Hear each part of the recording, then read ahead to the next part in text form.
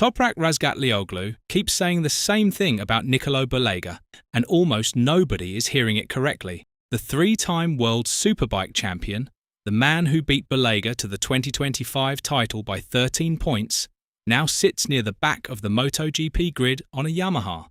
And from there, he keeps telling everyone that Bulega would be better than him in MotoGP, faster than him, built for it. It sounds like a champion being generous to an old rival. It is not generosity. So what is Toprak actually pointing at when he says it? And why does Ducati already seem to agree with him? Because this is not a compliment. It is a verdict on the last open Ducati family seat for 2027 and on who actually earns it. Bulega has not raced a full Premier Class season. He has 2 MotoGP weekends to his name. Yet the deal that would put him on a factory spec Desmosedici is being treated inside the paddock as close to settled. The question nobody wants to say out loud is simple. Is this seat being won by a rider or handed to a bike and a passport? Start with where the two men are right now, because the gap is the whole story. Toprak moved to MotoGP this year with Pramac Yamaha full-time, alongside Jack Miller. 7 rounds in, he is one of the slowest riders on the grid. Same Toprak who won 3 Superbike titles and rewrote what was possible on a road bike. Put him on the Yamaha M1 and the magic is gone. Now look at Bulega. He stayed in World Superbike on the Ducati and he has won every single race this season.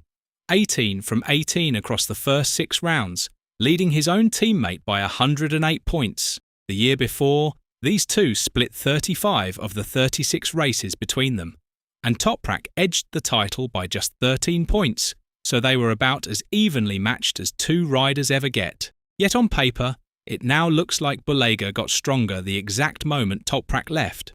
And that is the trap. Because while he dominates Superbike, Bulega is also Ducati's MotoGP test rider, quietly developing the 850cc bike for the 2027 rules reset. He is being linked hard to the VR46 seat next to Fermin Aldeguer. Aldeguer is already confirmed there for 2027.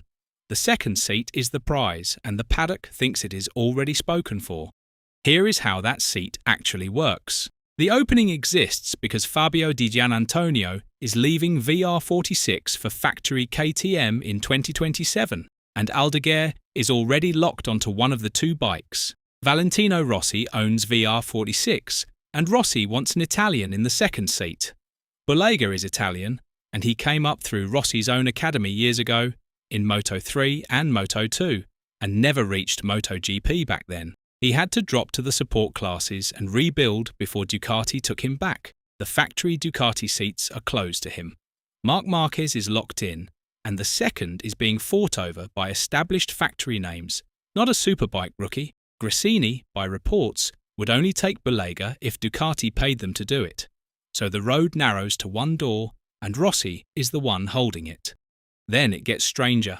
According to Italian reporting, Ducati may have to lean on Rossi financially to get this done. One version has Ducati ready to penalise VR46 if they do not take Bulega. Another has it the other way around. Pick anyone but Bulega, and VR46 has to pay that rider's salary themselves and lose a discounted bike. While if they take Bulega, Ducati covers his wages.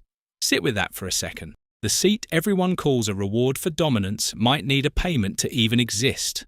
That is not how the market treats a rider it is fighting over. And there is one more piece almost nobody flags.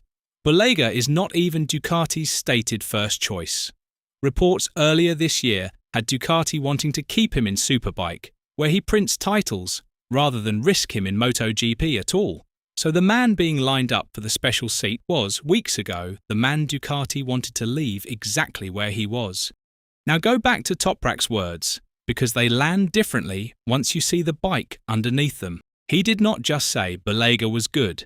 He said plainly that if Bulega came to MotoGP right now, he could ride much better than me, because he has a precise riding style and is strong in the wide corners. He explained the why. Superbike riding is one style, he said. You stop the bike, take a V-shaped line, and accelerate. And in MotoGP, You have to completely change that. He admitted Bulega would have been faster than him at the Sepang test, and he told Ducati directly that they need to bring him up, that he could achieve great results. Listen to what is missing from all of that. Toprak never says Bulega is a better rider than him. He says Bulega is better suited, that his style fits, that the results will come. Those are bike words dressed up as talent words, and the one man qualified to know is the same man who took those exact skills, changed manufacturers, and disappeared to the back of the grid. And this is where it changes. What does winning every Superbike race actually prove about a MotoGP prototype? Less than the headlines suggest. Bulega's perfect record, every race won, is on the same Ducati that wins almost everything in that series anyway. His teammate is second on it. The bike is the constant. The dominance is real, but it is dominance inside the strongest package in the paddock, and that is exactly the situation he is being promoted into for 2027. Look at his actual MotoGP sample. 2 weekends, late in 2025, standing in for an injured Marc Marquez on the best bike on the grid. He was competent. He was not a revelation. Even Toprak, his loudest backer, admits Bulega will need time to rewire his entire riding style for a prototype. That is not a quote about a finished article. That is a quote about a project. So here is the flip. People think Toprak is praising Bulega the rider. He is really describing the Ducati. Every time he says Bulega will be better than him, he is comparing a man on a Ducati to himself on a Yamaha and calling the difference talent. It is not talent he is measuring, it is machinery. Toprak is the proof and the warning in the same body. Take the best Superbike rider of his generation, hand him the wrong bike, and he vanishes. He was supposed to be living proof that a Superbike king could conquer MotoGP. Instead, he is proof that the bike decides, and the same promise is now being sold to us with Bulega's name on it. So let us be honest about what Toprak is really doing here. He is not lying. Bulega is fast, he is hungry, and he may well succeed. But Toprak is not ranking 2 riders.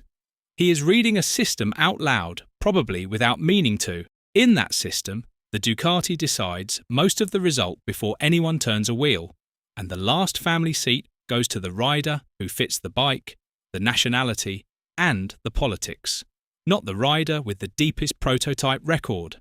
By that math, Bulega was always going to look special, because special is what that bike does to whoever sits on it. That is why the praise should make you uneasy, not warm. When the best comparison point on the grid tells you a Superbike champion will beat him in MotoGP, he is not promising you a new star.